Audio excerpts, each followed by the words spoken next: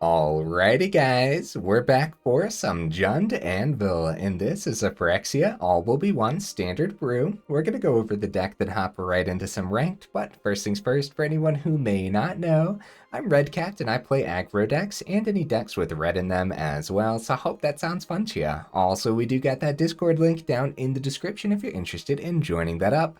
Okay, what's in the build here? First of all, this was a suggestion down in the comments. Thank you so much for the suggestion. Of course, we're rocking Oni-Cult Anvil here. This is a 2-mana artifact, rocking Rakdos colors up there. Whenever one or more artifacts you control leave the battlefield during your turn, create a 1/1 colorless construct artifact creature token. This ability triggers only once each turn. Then you can tap it, sack an artifact. Oni-Cult Anvil deals 1 damage to each opponent, and you gain 1 life. So pretty cool, pretty powerful. I like it. We haven't seen it as much recently, surprising, but we'll see if it does a thing in this build, huh? What else do we got in here? Well, we got 3 Reinforced Ronins, just a pretty powerful artifact creature. I think it's actually going to do a lot in here because we have 4 Teething Wurmlets. So just ensuring that we're playing an artifact every single turn if we really want to. And then don't forget that channel ability at the bottom. Honestly, guys, it's 1 and a red. You can discard it to draw a card. You never know when you're down to the last straw. You might find like removal that you need or something off of it. So talked about the Teething Wurmlet. It's a 1 mana 1/1 and it has Death Touch as long as you control 3 or more artifacts, which will not be difficult in this deck at all. But we're not worried about that. Whenever an artifact enters the battlefield under your control, you gain 1 life, which is going to be huge. If this is the first time this ability has resolved this turn, put a +1/+1 counter on Teething Wurmlet. So this grows pretty fast throughout the game. Pretty much every turn after Wurmlet, you're going to have an artifact enter the field. So yeah, sounds good to me. We have 3 Voltage Surge for some removal, and you could opt for like Cut Down instead, but that actually doesn't work with the whole like Oni-Cult Anvil getting a construct nonsense. And there's actually another reason to have the Voltage Surge over a Cut Down in here, and that is Sanguine Statuette. This is a 2-mana artifact, and when it enters the battlefield, you create a blood token. And then whenever you sacrifice a blood token, you may have Sanguine Statuette become a 3/3 vampire artifact creature with haste until end of turn. This is actually a very aggressive card. You just actually need to get rid of the blood tokens, right? Speaking of blood tokens, we have some other ways to get blood tokens in here. Voldaren Epicure, of course, right? That extra damage off the Epicure does so much already, and then just also getting the blood token, just a really powerful creature, isn't it? Another way to get blood tokens, Bloodtithe Harvester. All 4 of them, of course, right? I don't think we have to go over Harvester. It's like literally, I don't want to say literally, it's probably one of the most played cards right now, right? I think so, or at least one of the most played creatures. This and Graveyard Trespasser. I'll tell you what, man, although Graveyard Trespasser drives me nuts, Harvester isn't as bad for me. Some more removal packed in here. Tear Asunder is a good one. Being able to exile artifact or enchantment hits like a lot right now in standard, but then also you can kick this for 1 and a black, and if it was kicked, you get to exile target non-land permanent instead, which is very powerful. If you can squeeze this into a build, then I would recommend at least one of them. More removal. We got a couple Go for the Throats. Just solid, just all-around removal, you know? Fitting the artifact theme, Mukotai Soulripper. This is a 2-mana 4/3 vehicle with only a crew for 2, which is kind of crazy, dude. That's already got great stats. But then whenever it attacks, you may sacrifice another artifact or creature. If you do, put a +1/+1 counter on Soulripper, and it gains Menace until end of turn. This card can really plug damage through. A couple turns of Soulripper swinging through, and the opponent is seriously sweating, guys. So it says artifact or creature, so obviously it works with the blood tokens, but there is another thing that I really wanted to try Soulripper with, and it's another artifact. Of course, Urabrask's Forge. All 4 of them here on the top end of the build. 3-mana artifact at the beginning of combat on your turn. Put an oil counter on Urabrask's Forge. Then create an X1 red Phyrexian horror creature token with trample and haste, where X is the number of oil counters on it. sacrifice that token at the beginning of the next end step. So if it's early on, okay, if it's the first 2 turns of having Forge out, so if you go turn 2 Soulripper and turn 3 Forge, or like, so hold on, let's go through a whole line of play here, because this is pretty cool actually. If you go like turn 1 Epicure, turn 2 Soulripper, and a turn 3 Forge, the Forge produces a little 1/1 for you on that first turn. You can tap Epicure, tap the Forge, crew up the Soulripper. When you swing on in, you can sacrifice that 1/1 creature that the Forge generated. Then, next turn, this gets a counter. It generates you a 2/1. You can tap that 2/1, power up Soulripper, swing on with Soulripper, right? And sacrifice the 2/1. It's actually like a really good combo for those first 2 turns. Now, obviously, after a little while, you might want to start swinging in with the Phyrexian Horror because it has trample, but like the Menace on Soulripper happens to be really good too.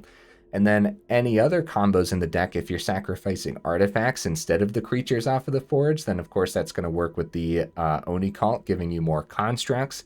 You can use that bottom ability on Oni-Cult Anvil. I feel like this deck is really going to plug damage through, but we'll see, huh? You never know until you play it sometimes.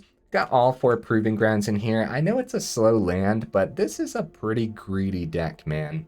I feel like it's going to be pretty greedy. I think all 4 Proving Grounds is going to be necessary. The rest of the mana base I thought about for a little while, so I think I landed on something pretty good here. I always call these mana bases nightmare fuel because they really are. But I think it's going to be all right here. We have an Abandoned Mire and a Crucible of Defiance. Honorable mentions, guys. I didn't add the Who Endures. I don't think, because we're kind of just splashing green in here. Oh, speaking of splashing green, I forgot another top-end card here. Choking Miasma. I think that's how you pronounce it. It's a little silly, but it's a 3-mana sorcery, and it has that kicker for a green. If this spell was kicked, you put a +1/+1 counter on a creature you control, so that could be really good, actually. All creatures get -2/-2 until end of turn, which happens to be pretty decent in here. So if we're going up against mono red or soldiers or anything like that, this is going to be a great card. And it's just like between Statuette not actually being a creature, Ronin bouncing back to our hand, Soulripper being a vehicle, Urabrask's Forge just producing creatures for us every turn. The Choking Miasma here isn't actually going to hit too much overall, so I don't know, it's going to be a great addition. And if you do end up kicking it, then you could give that counter to like the Harvester, giving it a 4/3 power and toughness, so that way this actually doesn't hit it. So it's going to be a solid one here. Anyways, honorable mentions. No Who Endures this time around, but it's in the honorable mentions for a reason, huh? Anji almost made the list as a 1-of on the top end. I think it would be decent, honestly. Junkyard Genius, I thought about for a little bit. Creating that Power Stone could be good, and that bottom ability is really powerful. We've closed up multiple games with Junkyard Genius on the channel, so just something to think about, I guess. I almost went the Kodama of the West Tree route, and that would have meant a Reckoner Bankbuster route too, but I think that's a whole different deck, honestly, so not this time round. Speaking of a whole different deck, Patchwork Automaton and Liberator almost made the cut too, but again, I think that's like a whole different deck. Like, there's a few different ways to put together a Jund artifact list, and that would be a different way to do it, I suppose. But you really want to consider Patchwork because of that Ward 2 and the infinite amount of removal in everybody's deck right now. So Dragonspark Reactor as well. It's the same concept, man. It's a little silly, but it's kind of a whole other deck idea. There's a bunch of different ways to put together Jund artifacts, and Reactor might be another way. So maybe we'll try that out with 4 reactors sometime, you know? And Voldaren Bloodcaster is actually just a really powerful creature. Another way to get a blood tokens and everything. Yeah, it's a good one. Definitely consider it. So at least maybe as like a 2-of or something. It depends. We might talk more about that one in the final thoughts too. So whoo, buddy, these last couple builds have took me a while to go over. I apologize, guys. Let's go ahead, take it into some ranked and see how we do.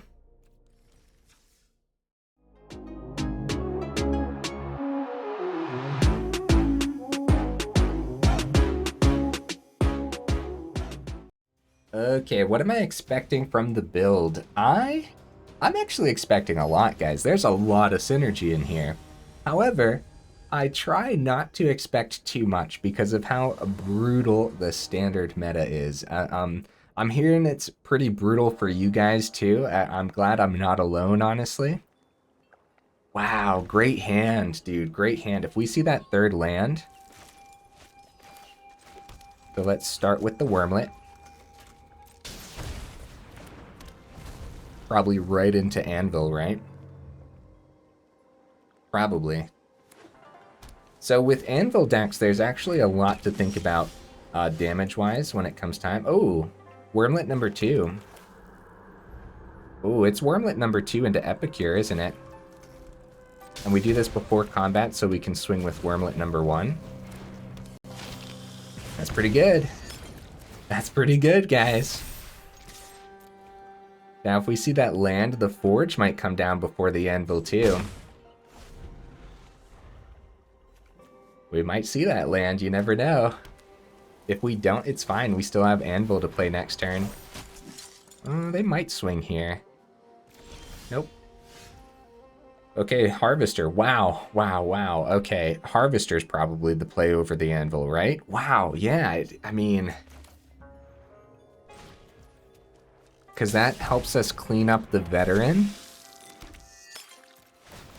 They might double block here.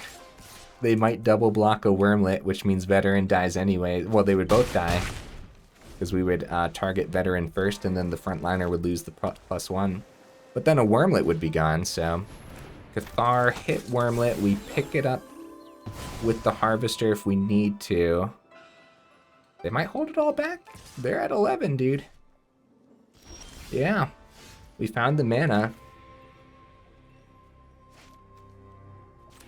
We might go for a swing instead. Just play Forge full swing.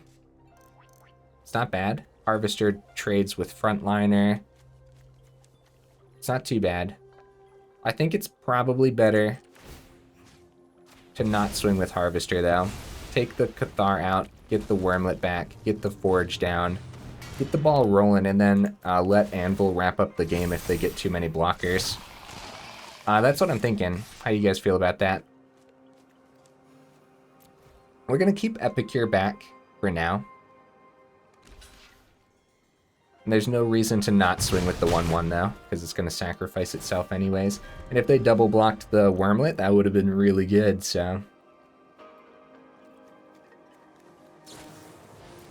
Reinforcements, nice. That's great. Extra chump blockers for them is terrific. They don't know we have the second Forge though, and the second Forge is really good because it's going to help us, like the trample and everything. As the game goes on, these Forge could get us there. Speaking of could get us there, Oni-Cult, like we have the Epicure getting damage through. Is it just Forge though? Or should we get the... No, it's going to be Forge. And then as they get lower and lower here, so they'd have to block a lot into that, and they probably do, right? No reason not to do that swing, because we're at 25 now, and I don't think soldiers will be explosive enough. That's a good block for us, man. So it's like that, and... Yep, Death Touch, okay. Forge, and the Forge produces 2 more creatures for us next turn. Dude, really solid first game where we just saw it, dude. Like, we saw a lot of good stuff here. And they're at 4, so like I said, the Anvil should start to just wrap this up. Epicure's going to deal 1, and then every turn after the fact, we're going to deal 1 with the Anvil. Ronin's good. And then the trample on the Forge, too. We could swing with Ronin, actually. I think this is fine, though. I'm gonna play Anvil now. Back down to 25. So they know we have the Anvil. Make sure these aren't artifact creatures, too. And we just keep swinging, and if they block the Wurmlet again, it still has that Death Touch, too, so... Yeah. We're set up. the best thing that the opponent can do is actually just find life, right? Well, they're forced to block there too. Yeah, that's rough, man. That's rough. So they lose everything, and they do create some 1/1s here, but the trample. But the trample, guys. And we create a 1/1 construct. Oh my. So you want to do that on your turn to make sure you get the construct, of course. Both Wurmlets are gone, but I don't think it's the fact, like, I'm pretty sure we just keep swinging. Like, it doesn't matter where they ended up blocking at all. Yeah, we would just take the, yep. GG opponent, wow. Yeah, Anvil was going to wrap it up, or the trample could have wrapped it up there too, so. Great first match, man. I can only imagine that it doesn't get much better than that, right? Because we're up against Soldiers, which is a really powerful deck. We saw so much there. I love Bloodtithe Harvester just doubling as removal, as well as just being a aggressive creature that also synergizes with the build. Like, a lot of value packed in so far. We'll see if we can keep that up, huh? Because there's plenty of other meta builds that we can test this out against. It's a fine hand, no turn 1 this time, but getting Proving Ground early is completely fine. Or Oni-Cult for that matter too. Actually, if we had, okay. Mano. It might be Wurmlet, guys. It might be Wurmlet. If Wurmlet takes burn away from our face for the turn, I know, see, it's pretty slow. Yeah, if we had an open green source, we would have skipped the Proving Ground. So if the Copperline was in our opening hand instead of drawing it there, for example, we would have gotten Wurmlet down, skipped the Proving Ground, then the Blackcleave Cliffs, and probably Oni-Cult. But the Soulripper is pretty good too. Ooh, it's not mono red, that's exciting. That's pretty exciting. Go for the Throat does a lot, but it's probably just a Soulripper for the turn. Because the crew for Soulrippers too, so it blocks really well.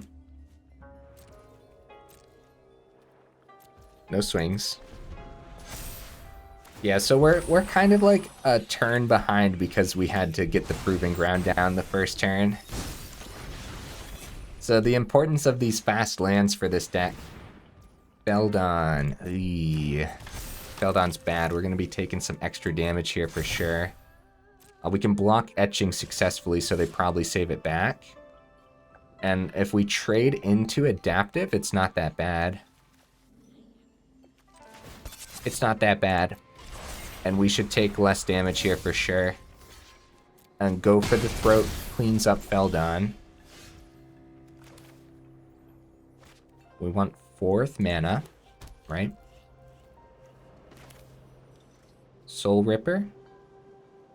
Buff Wurmlet, gain life. It's weird that Oni-Cult Anvil is like the last resort right now. We might want to talk about going down to 3 of these, maybe. Maybe 2. Though it is really nice when it cleans stuff up, though, so. Yeah, we're just going to keep the Go for the Throat open for the Feldon here. I think that's the best case scenario. Okay, Etching number 2. They find their 3rd land. Tommy's Flare. Alright, well, we don't want to take that extra damage here. And we should crew up Soulripper as well. Okay. Nice. It's pretty good, guys. It's pretty good. Another Kumano. Oh my goodness. Voldaren Epicure. Okay. So this turn, it's gotta be Anvil, right? And the Statuette. And we will...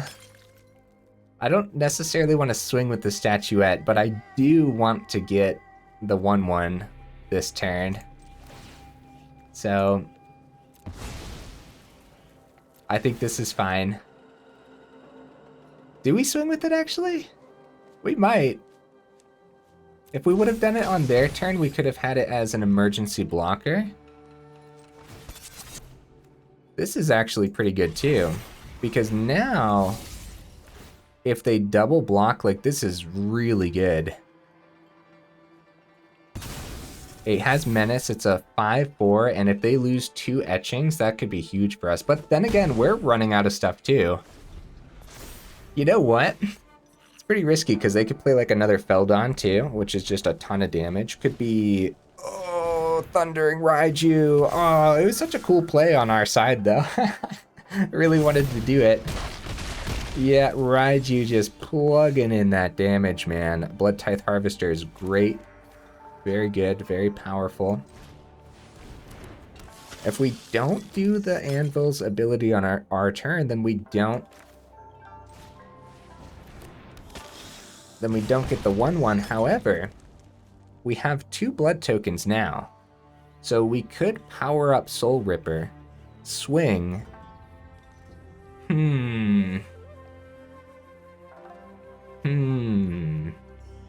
Man, this deck can really plug damage through, but so can the opponents. Hold on, opponent. I am thinking, buddy, because technically we could go Oni-Cult, right? I think this is the opponents.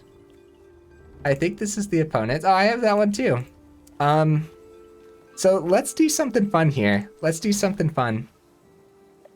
Because they could have removal in hand too, and this is kind of my way of conceding, and this is just a lot more fun. This is really cool.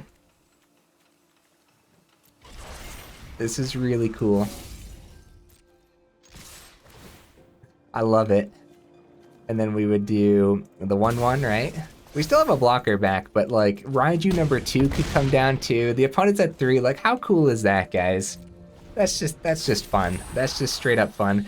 What's fun in saving back a bunch of blockers that probably aren't going to do anything anyways, right? We would have had 2 blockers versus this board, and we're at 8, and the opponent was drawing a card too. So, you know what I mean? Like, let's have fun with the swing. Drop them the good game, because that is very aggressive. We're just taking it. Very aggressive Gruul list. I like it. Could be like, honestly, just the look of it, it could be mono red with a splash of green, which honestly, I feel like that would work. And depending on what the other green cards are, of course, right?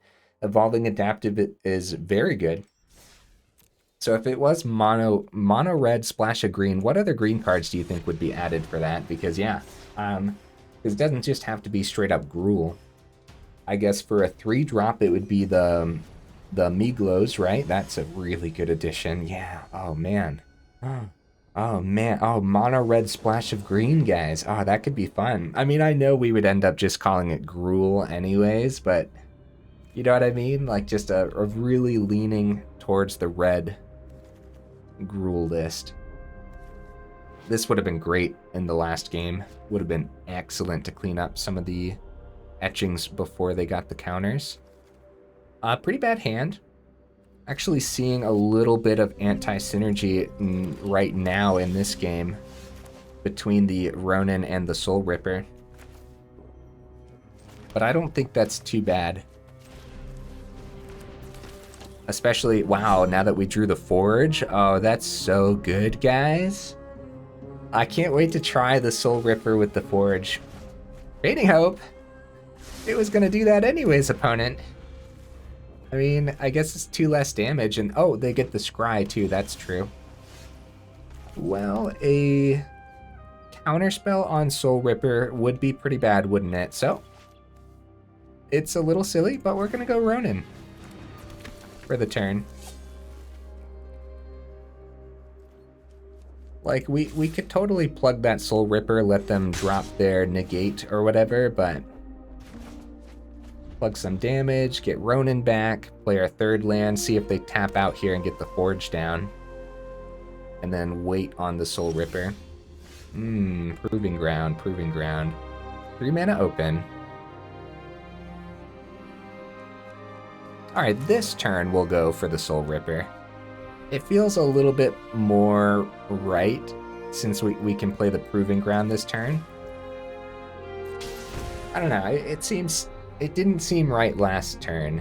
It seems a little bit more right to let them counter this turn. Wow, Artifact or Creature with the Scatter Ray. We're seeing a lot more Scatter Ray. Good additions, opponents.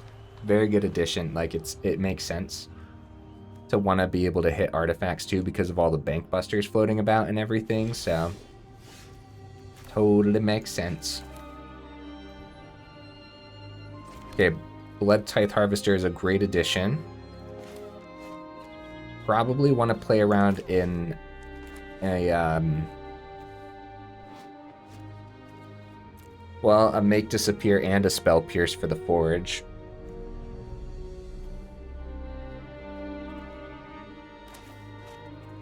Start with the Ronin.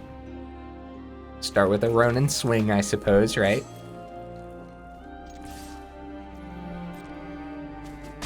Okay, down to 16.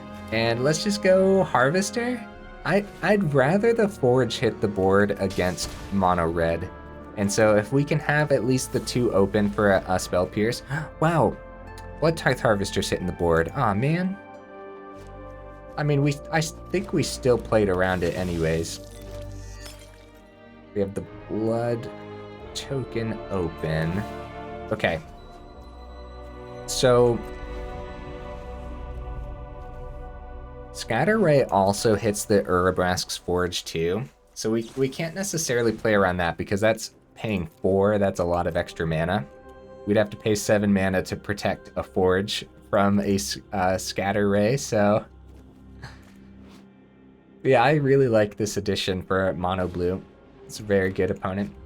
Okay, Terror comes down. Oh, we saw that in yesterday's video too, the Scatter Ray. Terror's tough to get around. Voltage Surge doesn't hit it. Ronin doesn't stick on the board. I was gonna say we could ditch a card, but I think this is fine too. 1 island open, so we can finally just play some stuff out, I suppose. And it might actually be... Start with... Wait, we still want to play around a Spell Pierce. That could have been bad. Do this before combat because it does get that counter. Ronin doesn't swing well here at all, guys. Really doesn't. The Ward 2 on this protects it so well. So we're going to keep the Ronin's ability to draw, and we might actually channel it. I think now would be a good time, because we'll have the 2 mana open, and channeling Ronin, we might actually find something a little better to go up against these mono blue lists, so yeah, we might as well swing. Who knows, they might take it. They do not. Mainly because of that Ward 2, right? Because if we had the 2 open, or if we had more open to pay the Ward 2, then maybe they wouldn't have blocked. Maybe. It depends what's in their hand. They could have Terror number 2, and Terror number 3, and Haughty Djinn number 1, right? So, yeah, there's the first Haughty Djinn. 1 island open. Do you guys think this Voltage Surge would land? Probably not, huh? Probably not. Could try it though. Take the 5. If we try it and it's a counter spell, then whatever we do next turn has to be good. So I'm just gonna go channel ability. It's probably a counter spell to protect the Haughty Djinn, so Wurmlet is excellent, guys. This isn't hitting too much this game, that's for sure. Discarding this to like a blood token could be pretty good. Right, so yeah, pretty much anything is left. If it's a Make Disappear, then at least we have enough mana now to do that. Wurmlet not gaining us too much here. Harvester not hitting too much either, not enough blood tokens. So it's gonna be Voltage Surge, Djinn. Get rid of Blood Token. 4 damage. We're trying it. We're trying. Slip out the back. Oh, nice. We'll actually get a swing here, and I don't know if that's necessarily what we want. Because we need a blocker for Terror. I guess that's Wurmlet, but if they Fading Hope, I think either way, we'll have Crucible too. Here's what we'll do. Here's what we'll do. We'll get a good swing in, and we'll save one of those back, so they'll have to Fading Hope twice, or get rid of a lot for the Djinn. And then maybe we plugged enough damage through to make them actually want to save a blocker back too. Uphill battle, guys. Uphill battle for sure. Mono blue has been devastating for me this past week. Okay, jump. Hopefully Wurmlet can help us gain, depending on what we see off the top. It really depends.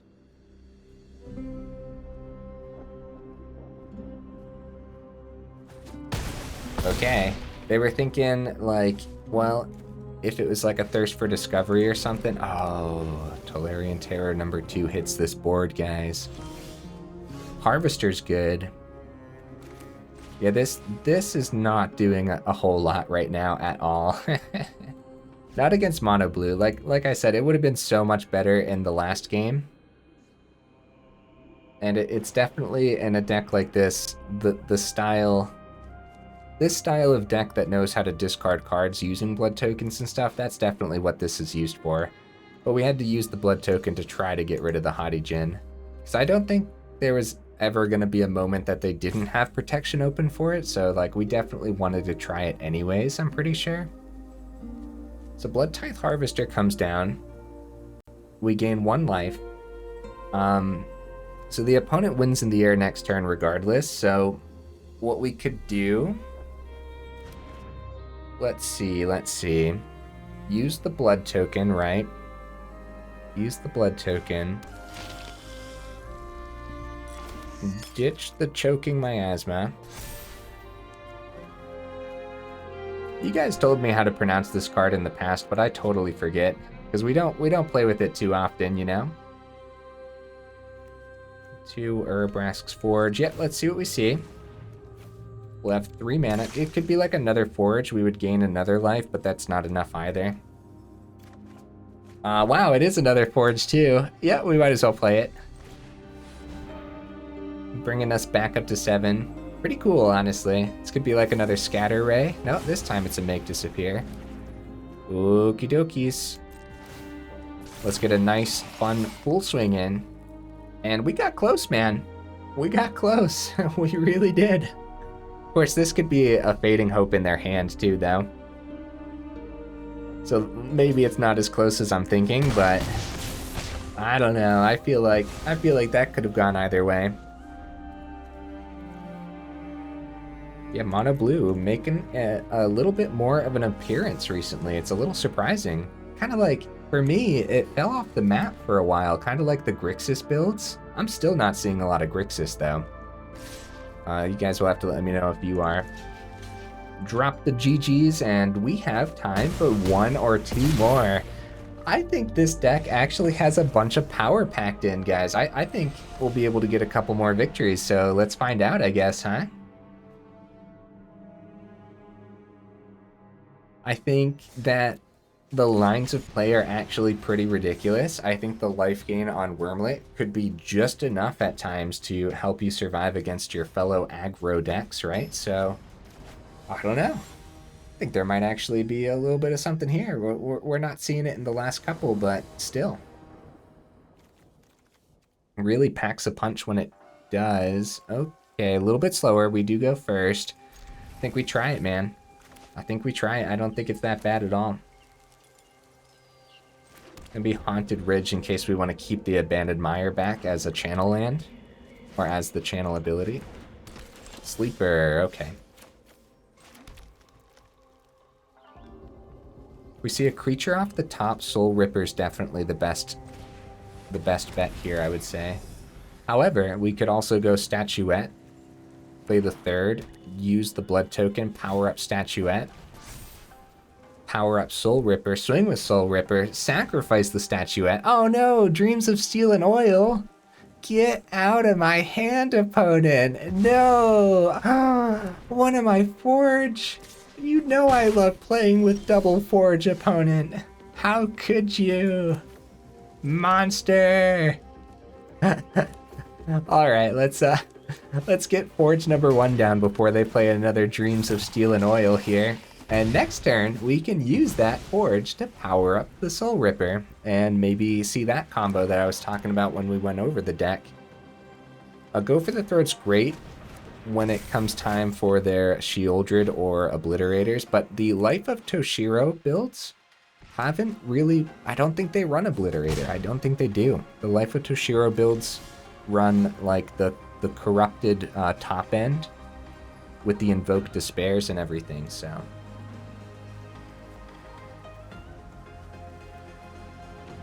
Okay. They'll have 4 mana available next turn, so we should actually just play the Abandoned Mire and keep the Go for the Throat open. Play Statuette this turn. And keep both of them as artifacts. How do you guys feel about that? I think that's completely fine. We could do more damage. No. We're just gonna go for the Soulripper combo here. Looks like that might have been a go. Yeah, that might have been a cut down. I almost said Go for the Throat. It might have been a cut down available here. Look at that, man. That's cool. That's cool. I like that a lot. And yeah, the deck knows how to pile damage through, so we'll see, man. Up against Mono Black, they have more life gain off of Life of Toshiro. Yep, they're going for the life gain. 4 mana. Bankbuster. I was keeping the Go for the Throat for the Shieldred, but they do know that we have... They know we have Go for the Throat, which we're going to use right now to try to plug even more damage through on their turn with the Statuette and everything. Wow. Huh. Okay. Yeah, no, we'll keep that. And we're going to start with the Blood token because we might draw like a creature or something. Power up the Statuette. They could have a Go for the Throat open. It doesn't hit this, though. Infernal Grasp is also a thing that I am seeing. Okay, Proving Ground. Let's go ahead and let the Forge power up here. Use the Forge creature. Power up Soulripper. So cool, man. So cool. Swing for 8. Sacrifice the 3/1. Swing for 9 total, right? We could keep Proving Ground in hand, or we could cycle it. I think we go for the cycle on their turn. If we don't use the Go for the Throat, then we'll cycle with Proving Ground. How's that sound, guys? Which I suppose we could go for the Throat on the Life of Toshiro, but this doesn't have haste. Invoke Despair doesn't hit our artifacts. The opponent just drops an Invoke Despair. They're getting in trouble here for sure. If Memory of Toshiro is their only blocker, Soulripper gains Menace whenever we can ditch the Statuette, right? And then keep our Urabrask Forge, which has Trample.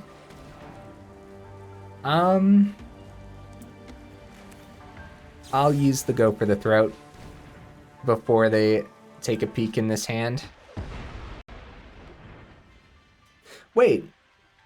This hits artifacts or creatures. We didn't have to use the Go for the Throat there.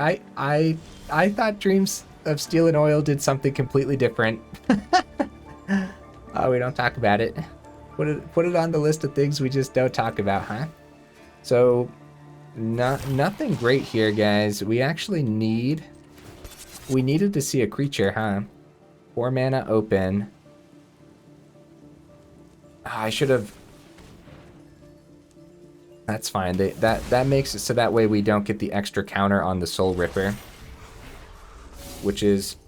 We could still ditch the Statuette, though. They go for a draw here. Yeah, we should have channeled with Proving Ground last turn, but... Alright.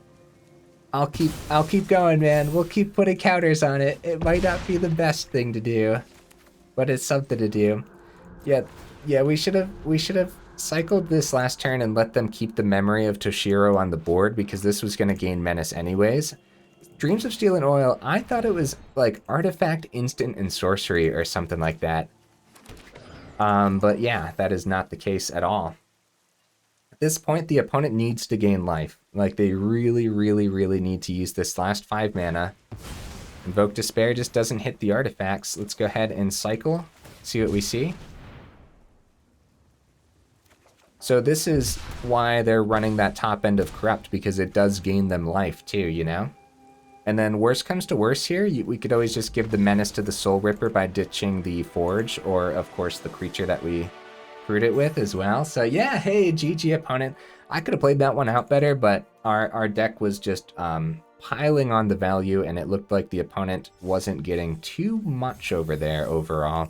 There's definitely more that they could have seen for sure. One more, guys. Let's do this. Let's do this. I'm building a lot of confidence with this build. I feel like it's been drawing relatively okay. Relatively okay so far. I think we'll be fine. And win or lose, I am very satisfied with how it's played out today. Uh-oh, no black source in our opener. Oh, other than that, it's a great hand, dude. Wow. Wow, honestly, maybe one of the best hands of the evening, but we just don't have the black source, so I think that's a forced mulligan when we're really just splashing the green when it comes down to it. Okay, nice, nice, nice, nice. Okay. We start with crap. Crap. Okay, we have a weird starting lineup here, but that's fine. I think we still get rid of a Wastes. I was going to say we could go turn 1 Wastes, turn 2 Wastes into Soulripper, which is a pretty good one, but we don't want to get rid of the Haunted Ridge, and that works. That works. See, there was no guaranteed untapped land, so maybe we'll actually start with an early Oni-Cult Anvil. Oh no, more mono blue? Oh no, guys. So much mono blue this weekend. Oh, geez. It's going to be an uphill battle again. Yeah, they keep the 2. Probably going to keep the 2 open. Wurmlet? Which one do we not mind as much getting countered here? I think we really want Anvil against mono blue, right? Soulripper is particularly good too. I think the Statuette. However, the extra artifacts and everything, I think it's Statuette.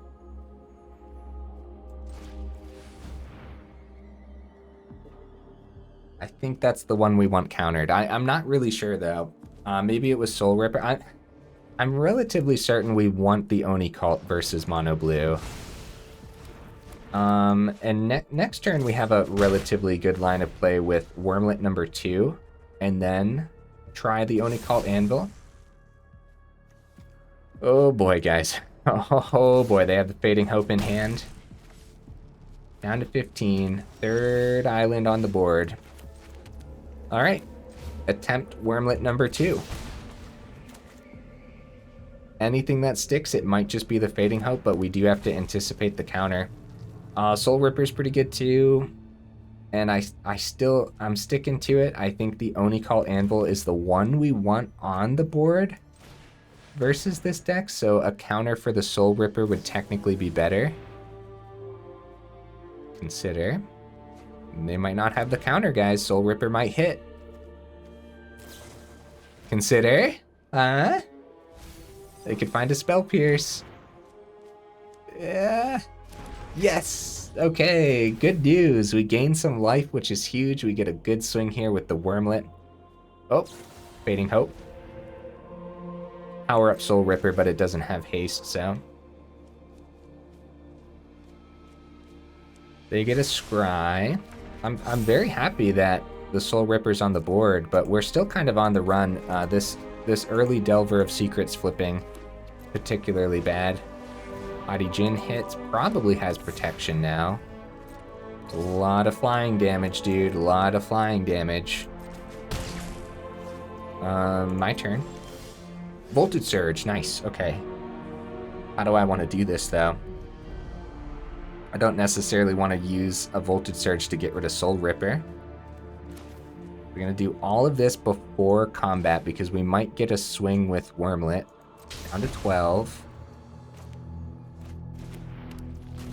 I should play Crucible. I don't know what we'd be playing around other than a Syncopate, but it's probably still worth the play around, right?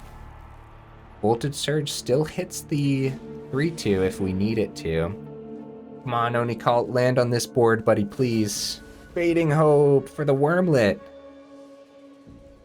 Well, now we have a really tough decision because they're tapped out. Voltage Surge could hit this, or we could... Oh no. We have a really tough decision, guys. So if we go swing...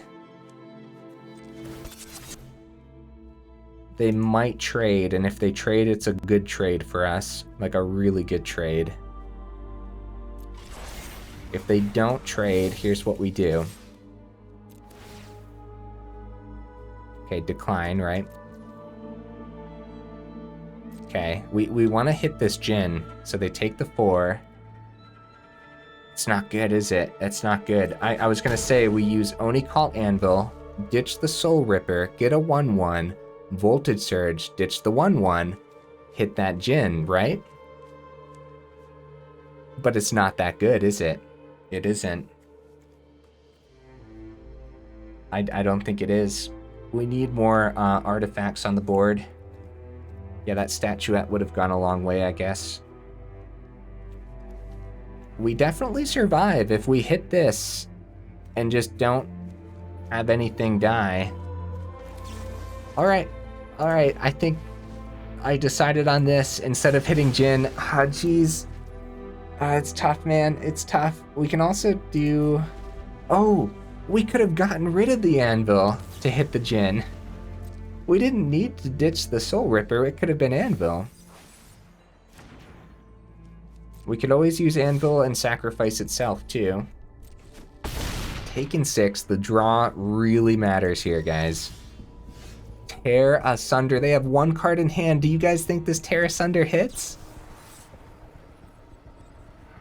It might. It might. Let's do this. It kind of has to. It hits. It hits. Yes. Go, go, go, go, go. Soulripper swing. Decline. And we're kind of keeping Anvil back for now until we can get more artifacts.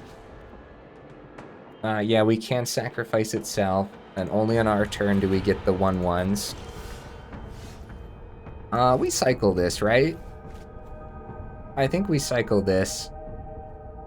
Could start with the swing, though. Nah. We might draw something pretty good. Land. I'll play land. I'll play the land. Swing. Do we actually play the other Wurmlet? I guess so. I mean, why not? We're taking 1 down to 5, which could be sketchy. But it looks like the opponent ran out of steam, guys. Another island. Flow of knowledge. Oh my goodness. This is anyone's game. Anyone's game. Although, did they play an island this turn? Yes, they did, right? Yeah, they have 2 islands open. They're at 7. Oh no. Oni-Cult Anvil needs more targets, period. Like, it really, really needs more targets on the board. Yes. Yes. That's what I'm talking about. That's what I'm talking about, guys. Power up that Soulripper. Yes. Swing. Ditch that. Get a 1-1. Look at us go. Look at us go, guys. This has Menace. That was such a good draw. Oh, let's go. GG opponent. We got our revenge against Mono Blue for the weekend. Haha, what a great one to end on, guys. That was awesome. So this could have been a Fading Hope, bounce the Soulripper, block the 3/3, take 2. We would have had Oni-Cult to ditch the Construct on their turn potentially to deal 1, gain 1, and then we could have done that. Soulripper, we would have been able to play out again this turn too if it was a Fading Hope. But yeah, nice. We got there, guys. I am very happy. Let's go ahead and go over the deck again. It's kind of like I said. It's pretty decent, man. Oh, let's crack a pack. We get a mythic wild card too. Very nice. Geth, a Thane of Contracts. I haven't played with this one yet, actually. We'll have to brew around that sometime. The whole all other creatures, all of your creatures get -1/-1 is particularly bad though, but here's the deck list again, guys. It's good, man. I like it. I think it's pretty solid overall.